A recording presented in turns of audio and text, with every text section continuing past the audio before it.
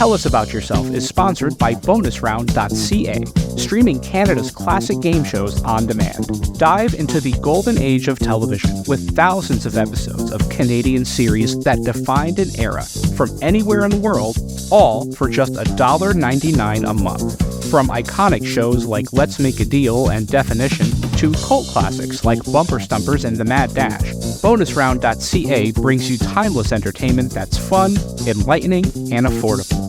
For less than the price of a cup of coffee, relive the magic of Canadian television history. Subscribe now at bonusround.ca for $1.99, download the free Bonus Round app on iOS, Android, and Roku, and turn every night into Game Show Night. By Game Show Forensics. In a world where game show imperfections go unchecked, where judgment calls are questionable, and where clocks tick with unsynced inaccuracy, there is but one elite force to investigate it all. Armed with the latest in atomic electromagnetometer and gas chromatography mass spectrometry technology, Game Show Forensics is always on the case. Join Robert McKee and his elite squad of game show scientists as they dive headfirst into the most absurd depths possible at GameShowForensics.com. Adult discretion is advised. And by The Inn at Leola Village. Nestled in the heart of picturesque Pennsylvania, the Inn at Leola Village is a sanctuary of luxury and relaxation. Indulge in the timeless beauty of their historic suites, each meticulously designed to transport you to a bygone era of elegance and grace. Experience the culinary delights of their award-winning Italian restaurant, where every dish is a masterpiece crafted from the finest local ingredients. From romantic getaways to corporate retreats, the Inn at Leola Village offers a haven for every occasion. Unwind at the spa, stroll through the lush gardens, and let the stress of everyday life melt away.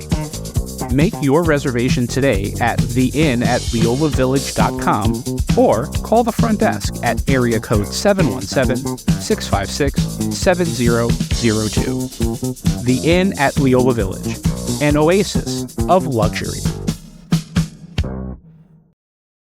Tell Us About Yourself. Conversations with Game Show Contestants is produced in partnership with the Strong National Museum of Play in Rochester, New York, one of the largest history museums in the United States, and one of the leading museums serving families with highly interactive exhibits and programs. Since 1968, the Strong Museum has been dedicated to exploring the ways in which play encourages learning, creativity, and discovery, and how it illuminates cultural history. And their National Archives of Game Show History. Founded by industry veterans Bob Bowden and Howard Blumenthal, the archive is home to thousands of artifacts representing over 80 years of broadcasting, including props, set designs, video interviews with game show professionals, and other iconic elements from the history of television at play. For more information about the National Archives of Game Show History or the Strong National Museum of Play, visit museumofplay.org or call area code 585-263-2700. Blue 35.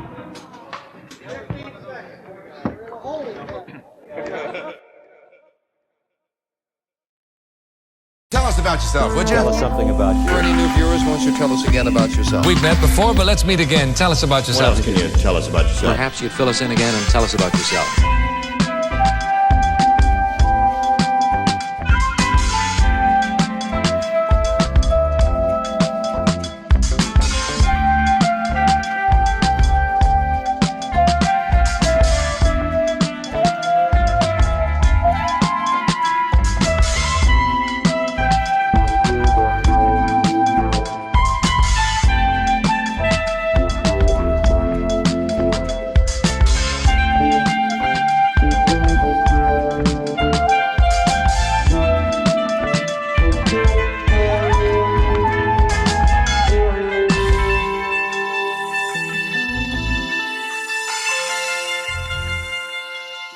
So we're playing a game called Double Prices. Pretty simple game. It's either $21,892 or $18,298. What do you think? I'm going to go with $18,298. $18,298. Ready? Rachel's going to hit it. 1, 2, 3. Ha ha ha! Congratulations. Nice job. She's going to France. Go to France. More Price of Games coming up in the second half of The Price is Right. Don't go away.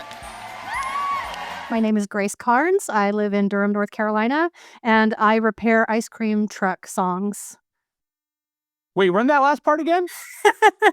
On ice cream trucks, they need to have a song that works, and if their Yeah. their music box doesn't work, I go in there and I handle it for them.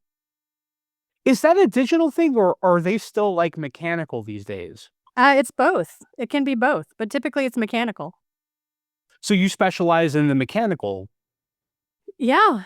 So the Wow. thing is, if you make ice cream and nobody knows where you are, it's not going to work. So it's kind of a critical part of the ice cream delivery process. I would say so. Absolutely. I work in hospitality, and the guy who trained me 10 years ago he had just retired, and he used to repair pinball machines. So he was into a lot of the electromechanical stuff. And I've always been fascinated with that kind of thing. How many customers do you have? How often is that service needed? I imagine you're heading into your busy season. You're absolutely right. There's actually huge corporations that have tons of trucks, and in my other spare time, I do comedy and I do music and I do writing and things like that. But anytime somebody asks me what I do for a living, I figure that's the right answer. It's much more interesting. It sure is. Well, it comes in handy when you're filling out applications to be a contestant on stuff. I know. I'm actually, I see that they're bringing back Match Game, and so I want to, when I apply for that here in the next week or so, I'm going to do it at one of the ice cream trucks, and I'm going to say that our motto is, "Give me a ring and I'll fix your ding-a-ling." Oh, that's fantastic. Oh, they're gonna love that. Good luck to you. Thank you. I hope so. But believe me, I know that show will take anybody. Well, I do. I see that that's one of many that you've got to experience. It's one of a few. It's been a ride.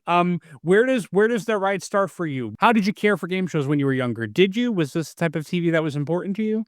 Yeah, I was obsessed with game shows when I was little. My first ever memory growing up was seeing The Price is Right through my crib bars. And we lived in a like a studio apartment, and so everything was all in one room. And so The Price is Right was on, and I was absolutely floored by everything: the music, the lights, the happiness, the joy, the noises, the wheel, every single part of it was just mesmerizing to me. And I think I learned so much from game shows. Price is Right. This was like the peak game show era. So I was born in 1983. So all of the 80s game shows, Peter Tamarkin's Press Your Luck. I just was all the lights and sounds were so great. And so Sure. yeah, I was a huge fan growing up. And I always thought when I grow up, I'm gonna go on The Price is Right, and that was always just set in stone because there was a lot of college kids on, and I also thought, "Well, I gotta go to college so I can go on The Price is Right." Yeah, I had the same thought when I was younger, but mine was the military. It seemed like anyone in a military uniform got picked to be on The Price is Right. So at one point when I was little, I was like, I need to join the military. That's amazing. That's Yeah, isn't amazing. that incredible? Yeah, it's the things you perceive as a kid, and The Price is Right is like the perfect combination of all those things. Whenever I ask this question of just about every guest I've had on the show, and The Price is Right comes up a lot, and that entire concept of it being the whole package, the music and the lights and the sounds and the wheel and the colors and the laughter and the sound effects and all that, it just speaks to kids. That's where it started for me too. The Price is Right and Press Your Luck, those two in particular were like the genesis of this whole thing for me.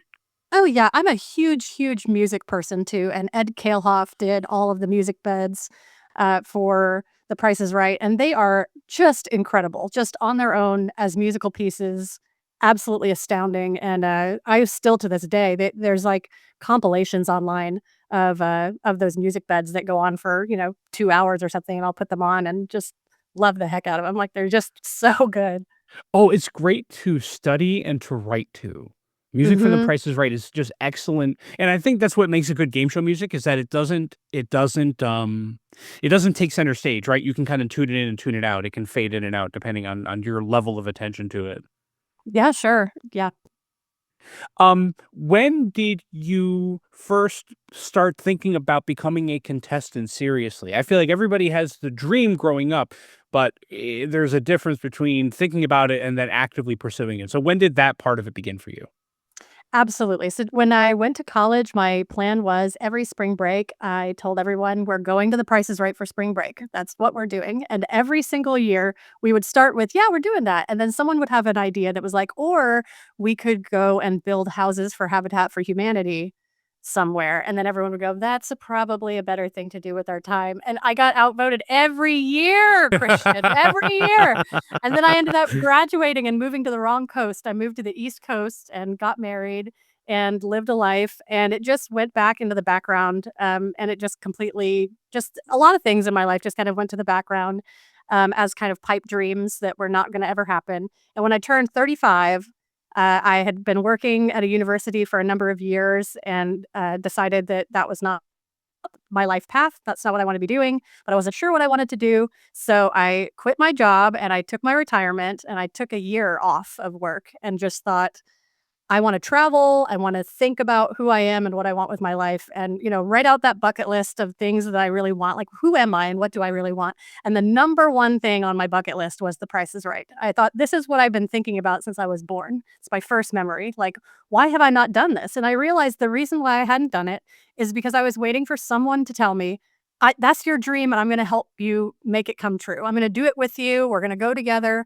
And I realized that I didn't actually need that. If I wanted to make this dream come true, all I needed to do was go and for me, I was afraid of flying at that time, so I went and rented a car, and I was in North Carolina, rented a car, and drove to Los Angeles to go on The Price is Right. Drove across the country. That's incredible. Yeah, I-40 actually goes all the way from Raleigh to LA, so I didn't even have to change highways, How convenient. it really was, worked out just right. Wow. So let's talk about this for a second because you mentioned that when you were younger, The Price is Right was the lights and the sounds and the music. Now, I think about the way I appreciated TV when I was really young, and I think about the way I appreciate it now, and it's different. It's a little more nuanced as an adult than it was as a kid. When you think about the show as an adult, what about it appeals to you? Is it the same combination of elements, or is there something more to it that as an adult you're more easily able to see?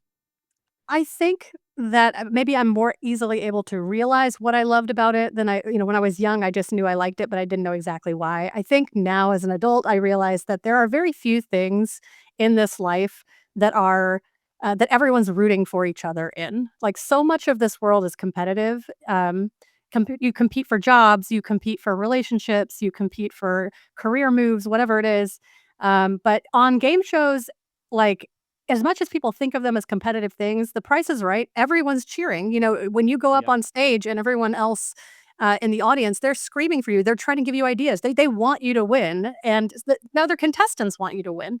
And that's like an incredible, it's just an incredible thing to feel and to watch. Like, everyone wants you to win. And I think that it's a joyful, collegial, communal experience.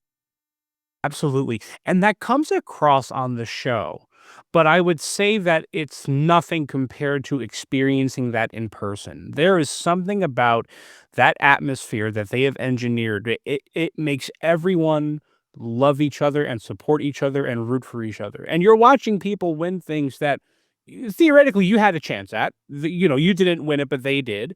And I think that in certain situations, I think about bingo. My wife and I used to go to bingo a lot in Connecticut. Foxwoods had like the biggest bingo hall in the world, like 5,000 seats, and you could win $10,000 in bingo, and nobody cheers for you. You walk up to the front, and you get your little piece of paper, and everyone hates you. Oh, And no. you know what I mean? But The Price is Right. It's just, there's something there's something different about it. When I talk about that experience, I was on in 2007. When I talk about it, I tell people that it's the closest thing I've ever had to a religious experience. There's something about being there that it changes your body chemistry. There's just something There's something otherworldly about it. I wonder if you have that same insight, being somebody who's watched the show for so long and finally got to, see it in person. Well, it was incredibly surreal just because it all happens so fast. Like you're waiting in line, you're with the group, and everyone's really hyped up, and we're all excited and cheering for each other in the line for a long time. But once you load into the studio, they have it like a well-oiled machine. It tapes about as quickly as it does to watch it. There's not a lot of downtime, and so you're just going game to game to game, and then all of a sudden it's over, and you're talking to the lawyers, and you're filling out paperwork, and then you're out on the street and you're going in your Airbnb, or you're going in your Lyft back to your Airbnb, and your whole life has changed in a Yeah. matter of hours, and yet you're like, "What just happened?" Yeah, it feels very surreal. That was exactly the feeling, and I think what also contributes to that surreality of the experience is the fact that everything is much smaller in person than it is on TV. So you go to see the show, and it almost feels like you're seeing this weird kind of back alley carnival show. Like, it doesn't look real. You know what I mean? But it's all happening, and by the time you've suspended your disbelief, it's over, and you're out on the street again, and it was like you were in a whole different universe for, a couple of Absolutely. hours.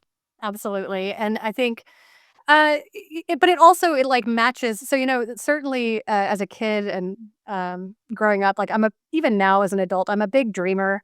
I'm huge in my head. I love to I'm just a very dreamy kind of person, and so, anytime that you meet your heroes or you experience something that you've dreamed about, like, sometimes it can be a letdown. It's like, "Oh, that really wasn't what I had thought it was," but that's not the case with game shows. It's not been the case at all that I have thought, like, "Oh, that wasn't quite what I thought." It absolutely is what I thought and more. It's like really getting to crawl right into your television and just this joyful, bright, uh, exciting moment in time. Bob Barker retired in June of 2007. As somebody who loved the show, did his leaving the show impact your desire to get on the show at all? Like, how much of that dream at that time was meeting Bob Barker as opposed to experiencing the show itself? It wasn't, not to hate on Bob Barker, but Bob was not a huge part of the reason why I love the show so much. I think the music and the color and the sound and the games, were huge for me, and when Drew Carey joined, obviously, I was nervous that the show might actually stop. I didn't know how much, that would impact the show. Luckily, it did not, and I feel like Drew brought a new energy to the show that has been fantastic, and so, um, I felt even more confident about going to The Price is Right with Drew on board than I may have felt, if I had tried to go on, at the tail end of the Bob years. Sure, I think Drew attracted a different kind of contestant as well. He has that everyman kind of thing. So I think that he attracts more everyday people, and I think the show is better as a result. I think that, that show is for everyday common people as opposed to some of the other game shows that are on where, they all kind of come from central casting and they live in Right. greater Los Angeles and all that. Um, yeah, I remember when that changeover happened. That was a wild time to be a game show fan. That was the closest thing we've had to like a full-blown controversy. That was wild. I Y was on during yeah. Bob's last Yeah. like 3 weeks. Wow. That was yeah. Oh, it was I'm telling you, when I talk about it to people, I just it was that was a life changer. Maybe it's because it was the first of a few opportunities I've had to do that kind of thing, but just something about that experience, I think, would change anybody in that way. Absolutely. That's really exciting. I'm so happy for you. That's a pretty incredible historical moment. It was fun. It was fun. I think about it more often than I care to realize sometimes. I don't think there's For sure. anything wrong with that. No, not at all. Not at all. It's a total joy. Tell me about driving across the country. What do you learn about the human condition when you're driving 3,000 miles? What do you come away from that trip having gained? Well, I think it was interesting that I took it in 4 parts. Every 8 hours I stopped. So I stopped in Nashville, I stopped in Oklahoma City, I stopped in Albuquerque, and then, in Los Angeles. Mhm. And the topology of America is unbelievably different, just, like, shockingly different, but the people are shockingly similar. I think where you live and the environment you live in can be like another planet, like a complete other planet. There's a huge section between Albuquerque and Los Angeles where I probably drove for 90 minutes and it was all desert. Like there was like one gas station for 2 hours. It's a totally different world than driving through the mountains in like Asheville or something like that. But every time I stopped anywhere, there were just kind human beings. I think that certainly anytime that something makes the news, it's always the most extreme, outlandish thing, for better or worse.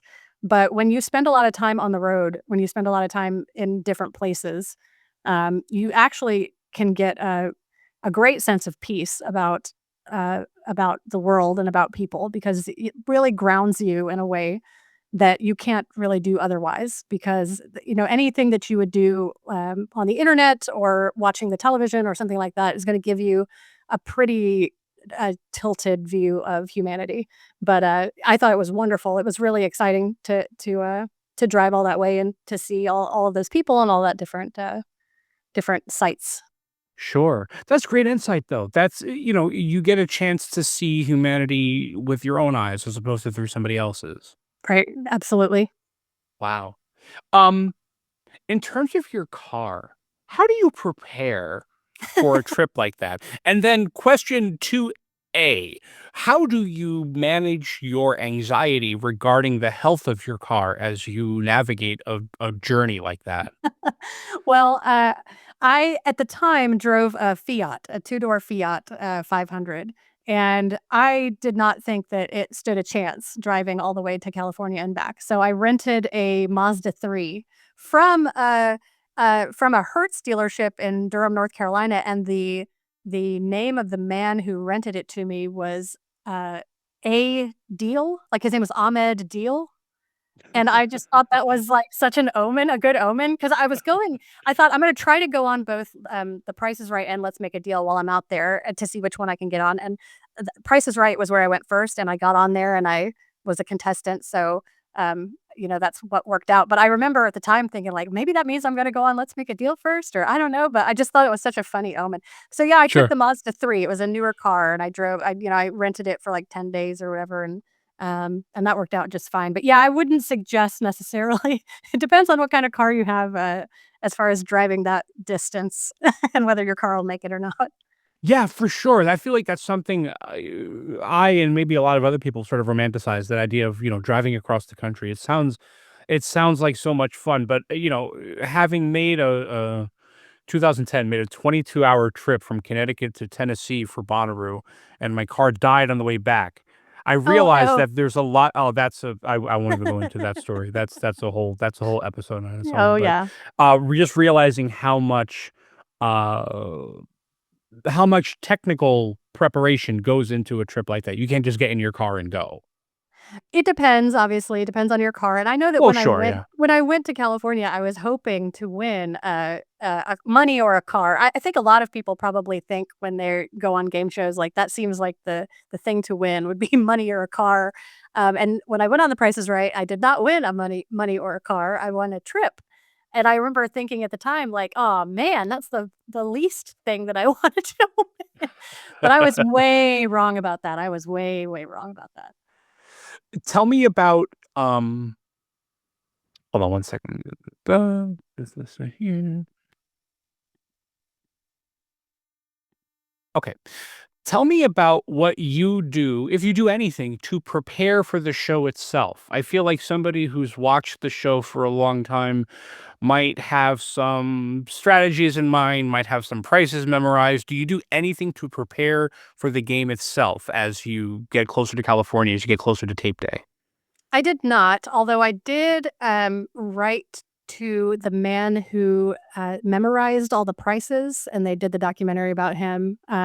That was Oh, before my they. buddy Ted, he's been on the show. Yes, Yeah. yes, yeah. So I wrote to Ted on Facebook and let him know that I was driving to California, and I just wanted his, like, blessing, I guess. And he I wrote back bet he and loved helping you.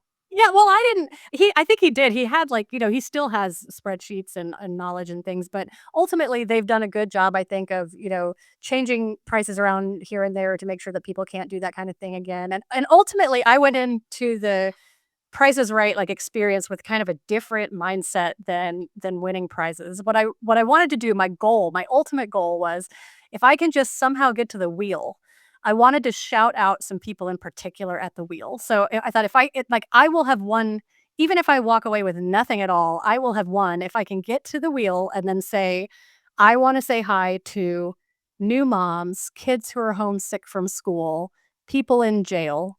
I and it which seems like an insane thing to shout out, but to No, me, but what I was those are huge segments of the population of the audience they of that show. they are, like, that's who is seeing it, so often, and in fact, obviously, you ask adults now, like, if their memories of Price is Right, it's often homesick from school. That was, like, their favorite part of being homesick from school, and so I just thought, like, if I have the opportunity to say hello and, like, give some light and love to some people who might not feel seen, that's what I wanna do. Because I was definitely in an existential place in my life at the time, because I was in that year where I was, like, not working, and I was thinking about what I wanna do with my life, and so, like, I looked at it as this, like, almost this, like, spiritual quest, like, can I get on The Price is Right and shout these, like, people who are kind of ignored, um, shout them out on The Price is Right, and so I was thinking of it more that way, so I didn't actually study at all, and I was just hoping beyond hope that I wouldn't make such an ass out of myself that I would end up, going viral for saying that, laundry detergent was $85 or something. One of those two. One of That's a those whole people. that's a whole section of YouTube. Yeah, that's Yeah, I that was the that Wall of was Fame. that was the potential nightmare, and I got very I can't tell you the huge amount of relief when I saw that the game that I got chosen for was called One Right Price, and that's just a coin flip. It's they give you 2 prices, and they say which one is the right price, and I thought, "Oh, thank God," because no one's gonna know first. No one's gonna be able to say, "Oh, I knew for sure that it was the other price," or whatever. So I just thought, what a huge relief because I could have gotten, like, Checkout or, like, some game where it's like, how many of the Clorox wipes to equal $20 or, and I don't know if I would have done well on that at all. On, like, groceries compared to because y on in one right price, your prize was the trip that you won, right? Yes, it was, Yeah, and that's where you they won it. yeah, they had 2 prices, and, both of them seemed outrageous to me. It was a trip to France, down the Canal du Midi in southern France on a small kinda private yacht cruise type of thing, and the 2 prices, it was like 20,000 and 19,000, something like that, and I just couldn't believe it. I just thought, "That exists? Like, you could take a trip that's that expensive?" I couldn't believe it, and so I just picked the lower priced one because I Right. just both of them were crazy, and it turned out it was the lower priced one, and, what an enor I just that was really I just was thrilled, of course, to have won the game, but then afterwards, I thought, "I don't even have a passport." Like, this is this trip to Price is Right is the biggest trip I've ever taken in my life. Like, what am I gonna do? Am I really gonna get a passport and go to France? I just thought, "That's crazy." But, over the course of the next year, I did get a passport, and I paid the taxes on the on the trip, um, and I went to France. That's wonderful. Tell me about the trip to France. How did that I imagine it changed your life to some degree. Tell me what effect it had on you, what you were able to experience. How was your trip? How was your trip to France? It was another life-changing experience. I think travel in general is probably, can be like that for a lot of people. Any kind of new experience and meeting new people. I went to France, and on the boat, there were 3 elderly couples, and me and my best friend. And, we cruised for, like, again, maybe 8, 9 days, and incredibly, one of the women, on the boat, she was in her mid-80s, and she had gone on 3 game shows, in her middle age. She was from Australia, and her husband was an ambassador from Australia to the United States in the, like, '60s and '70s. And so when they were living in the United States, she went on Let's Make a Deal, The Price is Right, and a 3rd game show that she couldn't remember what it was. And she said when she was on Let's Make a Deal, she won a donkey. I guess that was one of the zonks. Oh, she got zonked. Yeah. Oh my God. Wow. What a And coincidence. yeah, it was an unbelievable coincidence. And I just thought, like, what a miracle. How in the world could the both of us have met from total opposite sides of the planet? A lot. A lot of different prizes every night. Every year. I won. No, that's what I bought with the money that I was nearly got the donkey. I won the Kenwood Chef, which was good, and about half a dozen silk shirts and lots of stuff. So it was fun. He was Who else has been on a game show then? You have to go to the. You can do it. Yeah, you can. You just go. Just go do and, it. and be really to yourself. You'll be fine. Game show is very unusual. One maybe. I'm on the same show. The Price is Right. It might be American Australia, but it's the same name. Yeah. They'll definitely it's all over. Yeah, you sound like you were on Let's Make a Deal. Yeah, I think you were on The Doors. Yeah. The Doors. Or the I Australian can't version of remember. He said it was the Price is Right. Well, whatever. It could be Let's Make a Deal. I don't know because I was on. It's been a few decades. I was on. No, I was on 3 altogether, so I really do not know. She's won so many game shows. She can't remember. Only 3. Oh, well, that's a lot. I gotta catch up to you. I've got to catch up to you. Well, you can do that. You just go for something, and they'll pick you from your I personality. agree. I know. You and I, we get it. Exactly. Eileen and I, we get it. And so when I came back from France, within a month of coming back from France, I flew back to Los Angeles and went on Let's Make a Deal. And I won on that too. So Tiffany has that big box. Tina Turner may like what's in that big box, or I'll give you $900. I love Tina Turner. I love Tina Turner. She is a queen. So I'm going to go with what's in the box. All right, Tiffany, what's in the box? It's a music room. Congratulations. Tina would like that. Relax and listen to music on this beautiful pair of leather chairs from Ripen.com. We're also including your own. I got a music room, which was like a record player and a set of speakers and headphones and some leather seats and a Total Wine gift card for like $1,000 or something. This is incredible. What an incredible story. I know. I can't. Sometimes life, you're just like, I can't believe this is real life. It was but that sort of geared me towards music. And I thought, I've been interested in music and like, why haven't I been doing music? And that's how I, started going that direction was I felt like I was getting sort of confirmation. And part of that too, going on Let's Make a Deal again, felt like a spiritual quest again. This time it was what I thought going into it. In fact, I met this girl. She was dressed as a priest in line. She was also there by herself.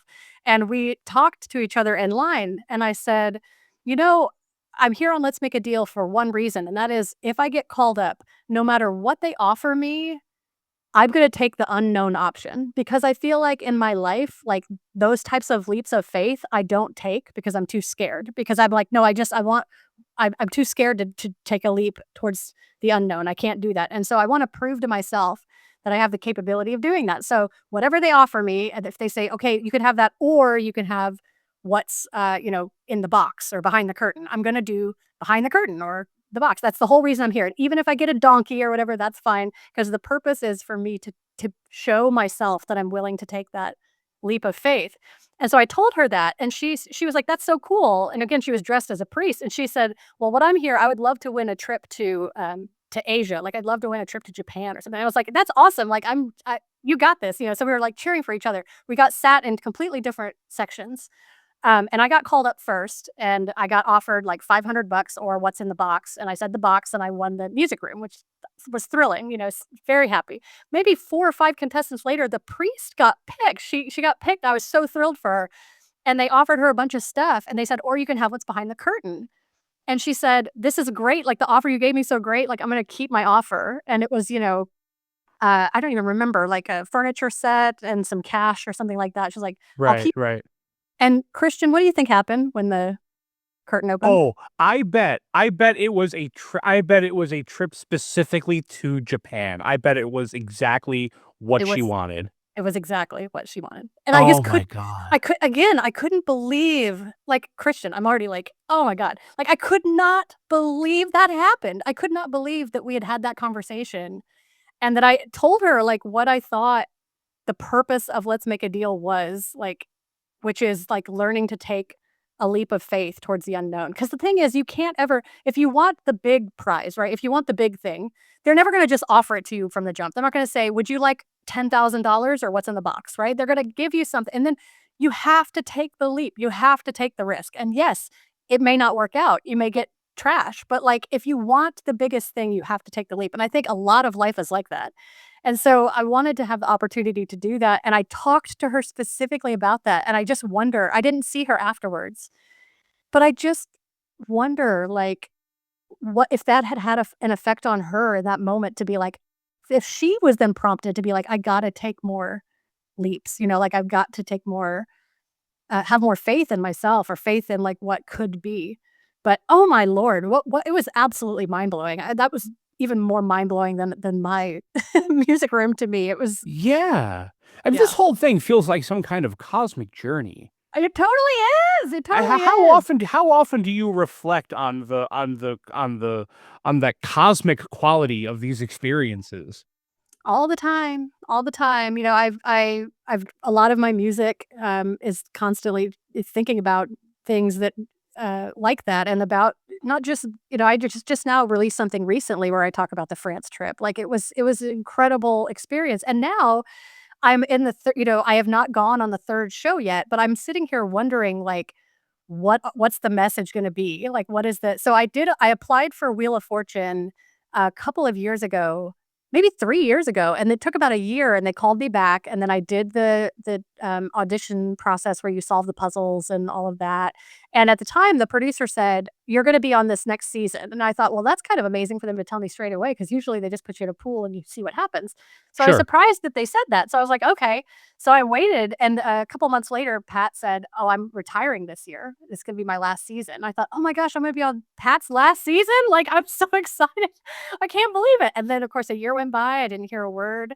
And then another year went by, and I didn't hear a word. And I'm like, "Huh." So I I wondered, like, what that was because I thought, well, I know Wheel of Fortune specifically, they say if you've been on 3 or more game shows, then you're not supposed to be on Wheel, and so I thought, well, Wheel has to be my 3rd game show or I'll never, ever go on Wheel. And Wheel was something that I loved also when I was a little kid. My mom wrote in a journal when I was, like, 4 or 5 years old that she would hear me singing the Wheel of Fortune theme song all the time. Um, Mm. and so it was that's another one that I would wanna do, but I'm like, "Huh, so that hasn't hit yet." And then, I've been thinking, like, should I continue doing that, or should I audition for so I know Match Game is coming back, and I thought maybe I should try that because I wanna go somewhere where I'm wanted, right? Like, should I be waiting around? I don't know, I can't tell, like, what that w I'm still wondering if there's some kind of messaging here about what the 3rd game show should be.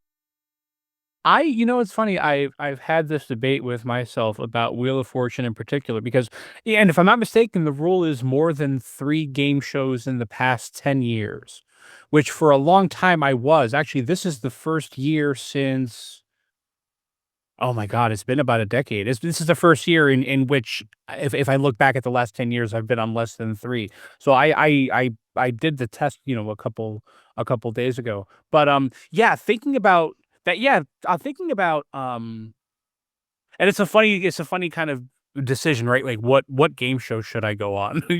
Just the fact that there's a choice and that there are benefits and risks and, you know, people live their whole lives dreaming of getting on one, let I alone 3 know. or 4. Right. Yeah, but on the other hand, it's like a lot of times people ask, they say like, "How do you do that?" I'm like, "You just go." Like, just try. A lot of people never even do that part. They never even apply or they never even go stand in line or whatever it is. So, it's as much as we wanna say it's like some sort of impossible pipe dream, like, there are steps you can take that I think people don't even do the first step, right? So, Oh, um absolutely. Oh, yeah, most people are scared to even right, take the first step towards it. yeah. But yeah,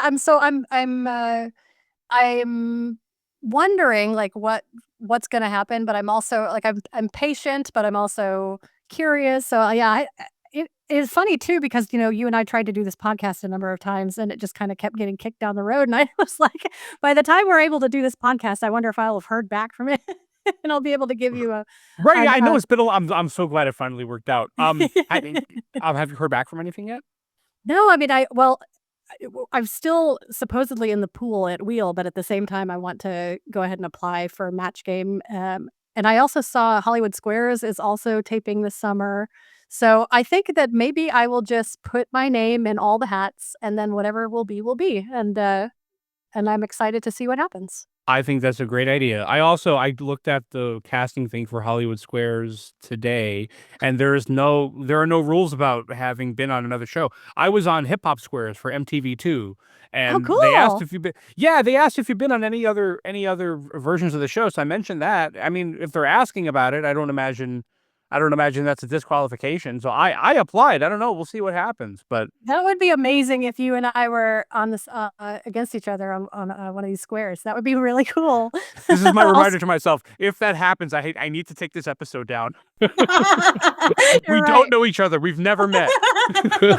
Exactly. Yeah, it's cool to see like the things are coming back and taping. I was very sad when Match Game got pulled. I wasn't surprised because obviously there was complications with the host, but I was worried that maybe it was going to get canned entirely, but Match Game is so fun and I loved it. Gene Rayburn, like I loved watching those old episodes on the Game Show Network when I was in high school and Oh, yeah. um Oh, one of my favorites. And the new one came, I think, the closest to recreating mhm. that vibe. It was still, a million miles away because the 70s are the 70s, but I think they Yeah. did the best. It was the most admirable, I think, attempt at recreating what made that show fun. Absolutely. They did a great job with it, so and it's the same and it's interesting because I saw, Fremantle's doing it. They also do Price is Right and Let's Make a Deal, and, I think they do a good job with this what they do, so I have hope that it's gonna be awesome, and, I look forward regardless whether I'm on there or not, I really look forward to seeing it come back and do well. When I think about your story, Grace, I think I identify a lot of affirmation in your story. There's a lot of yes, I can. There's yes, I can drive across the country. Yes, I can go be on the show, even though I'm by myself or I don't have somebody there, to guide me. Yes, I can get my passport and take this trip. Yes, I can get on another show. And I guess I wonder what your thoughts are when it comes to that theme of affirmation, of positive affirmation, of experiences and opportunities manifesting themselves. I would say that I spent, the first half of my life at least, the opposite way, kind of thinking like, "I hope I can do this. I don't know if I can do this. I probably can't do this." And often leaning on other people to say like, "Can you carry me across the finish line? Can you carry me to the next thing?" And, uh, like I said, when I hit about 35, so this was sometime around 2018, I really realized that I had built a life out of being in survival mode where the first opportunity that came along, the first job, the first relationship, the first whatever, I just would cling right to it because I thought there's no way I'm going to have another chance at another job or another relationship or another living arrangement, whatever it was. And so that meant that when I looked at sort of the tower of my life, it was this like hodgepodge of survival instinct. And it wasn't built out of things that I actually desired. So I had to kind of take it all apart. And then as I was rebuilding it, I had to believe in myself. I had to say, like, what do I really want?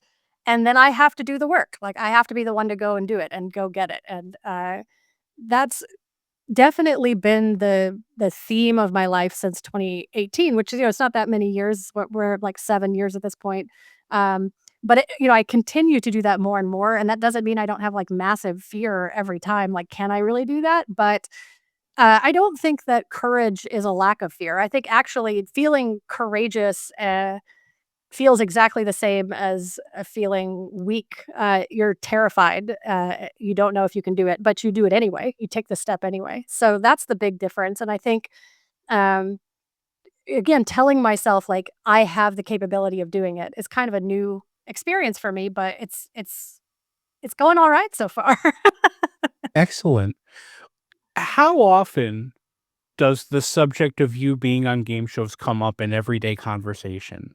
I feel like there was a period in my life where it was coming up all over the place. And these days it's sort of a fun fact. I don't lead with it. I don't open with it these days. Where are you in terms of talking about yourself and talking about your experience? Other than what we're doing now, of course, but like in everyday conversation. I wouldn't say that I talk about myself a lot in everyday conversation because I'm just such a I'm an incredibly curious person, just like you are. Like, you want to know the story behind all these people, which is why you've put together this podcast, right? So similarly, like anytime I'm with people, I'm kind of like obsessive about their life and their experiences, and then trying to figure out what I can like glean like wisdom from their experiences. So I wouldn't say that I talk about myself too much. And if I did, I would probably talk about things that are maybe more currently relevant to whatever I'm doing in my life. And so I went on The Price is Right in 2018, and it aired in 2018. And then I went on Let's Make a Deal in 2019, and it aired in 2021, I think, because it got held back due to the COVID. And it was a special episode meant to go along with the Tony Awards, and the Tony Awards got canceled for a couple years, so it wasn't able to air for a while. So You that's say kinda COVID weird. canceled it. I imagine it was like a special theme as a salute to kissing on the mouth. Would you like to cough in a stranger's open mouth at a Target? Right. Oh, I love that game. Or do you want what's behind curtain number 1? I was like, cough That's in right. the mouth. No, it wasn't It's a that. wet sneeze. Yay! No, it wasn't. But yeah, so it's been now like 4 years, but I feel like the minute that I have the opportunity to go on another game show, then that's all I'm going to talk about for the next, 6 months. So every time anyone talks to me about anything, I'll be talking about that. So it's really, at the time that I was doing it, I was talking about it a lot. And again, when it comes up again, I'll be talking about it a lot. But in the interim, it hasn't come up a whole lot. What happened with Eileen? Have you kept in touch with her? Does she know that you got on another show? Absolutely. Everybody on the boat was very excited to hear the story of the fact that I was on there because I had won the trip. They had all paid for their trip. And the idea that they would be on there with somebody who had won the trip was such a bizarre and exciting thing for them. And so, of course, they said, when Eileen said she'd been on more than one, and I said, well, I got to do that. They said, okay, well, then you got to tell us when that happens. And I kind of thought we had joked about I was going to go on Let's Make a Deal and win a trip to Australia and just go right back over to see Eileen, Eileen and Bernie, her husband. But yeah, anytime. So, when I went on Let's Make a Deal, of course, I emailed them, let them know what happened, and sent them the video. And they've all been, so that there was 2 couples were from the New York City area, and one was from Australia. And I've kept up with all of them online. I haven't seen them since our trip, but if and when I go on the 3rd one, I will definitely be contacting them again to let them know how it's going. Oh, how wonderful. How wonderful. Grace, The Price is Right. And I know you've been on too, but I'm talking about The Price is Right in particular because I think it is an emotionally significant show for me as well as for you. Um, The Price is Right is one of those shows that has the potential to leave its audience with life lessons. I feel like going to see the show in person is an experience, and it's almost like visiting a perfect country for an hour where everyone gets along, everyone's happy for each Right. other, everyone lifts each other up. Is there any element of that experience or of your game show experience in general, um, that you carry with you in your day-to-day life? Other than affirmation, other than the, yes, I can do it. Is there anything that you've learned about people being in those situations that comes into play in your day-to-day?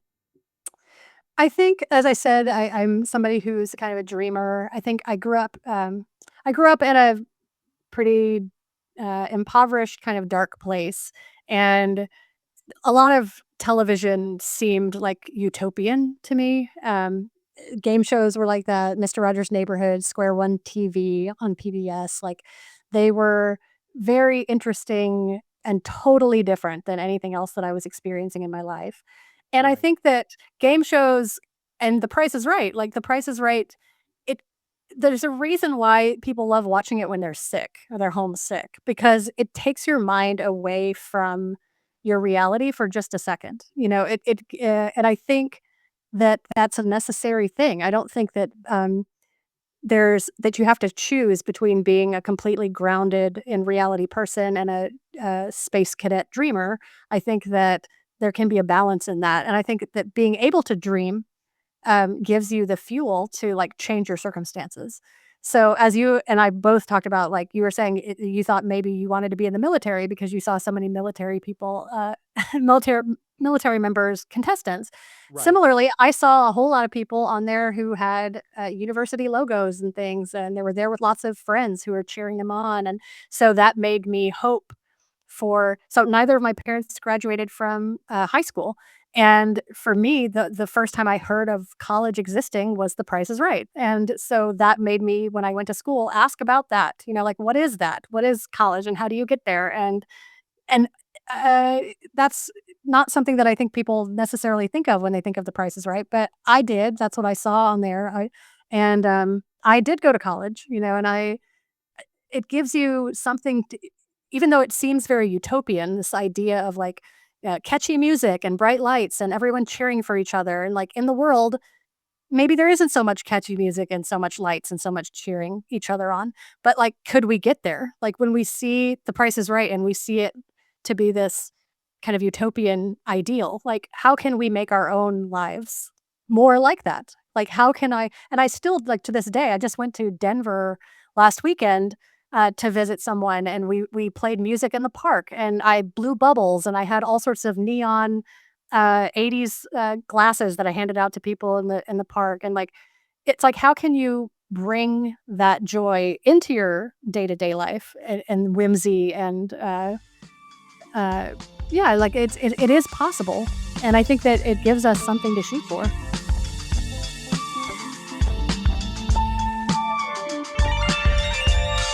Tell Us About Yourself, Conversations with Game Show Contestants, is hosted, produced, and edited by me, Christian Carrion, from my studio in beautiful downtown Lancaster City, Pennsylvania. Co-executive producer Cory Anotado. Researcher Chuck Donegan. This has been a production of BuzzerBlog, the most popular game show website in the world, in partnership with the National Archives of Game Show History at the Strong National Museum of Play in Rochester, New York. For more information, visit museumofplay.org. Thank you so much for listening. I'm Christian Carrion. Good night.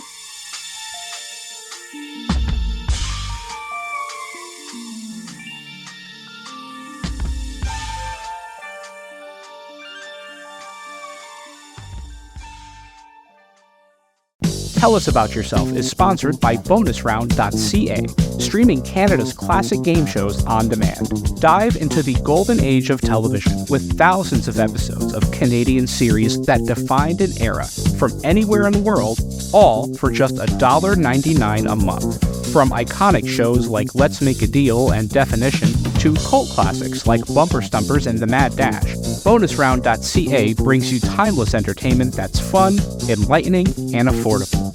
For less than the price of a cup of coffee, relive the magic of Canadian television history. Subscribe now at bonusround.ca for $1.99, download the free Bonus Round app on iOS, Android, and Roku, and turn every night into Game Show Night. By Game Show Forensics. In a world where game show imperfections go unchecked, where judgment calls are questionable, and where clocks tick with unsynced inaccuracy, there is but one elite force to investigate it all. Armed with the latest in atomic electromagnetometer and gas chromatography mass spectrometry technology, Game Show Forensics is always on the case. Join Robert McKee and his elite squad of game show scientists as they dive headfirst into the most absurd depths possible at GameShowForensics.com. Adult discretion is advised. And by The Inn at Leola Village. Nestled in the heart of picturesque Pennsylvania, the Inn at Leola Village is a sanctuary of luxury and relaxation. Indulge in the timeless beauty of their historic suites, each meticulously designed to transport you to a bygone era of elegance and grace. Experience the culinary delights of their award-winning Italian restaurant, where every dish is a masterpiece crafted from the finest local ingredients. From romantic getaways to corporate retreats, the Inn at Leola Village offers a haven for every occasion. Unwind at the spa, stroll through the lush gardens, and let the stress of everyday life melt away. Make your reservation today at theinnatleolavillage.com or call the front desk at area code 717-656-7002. The Inn at Leola Village, an oasis of luxury.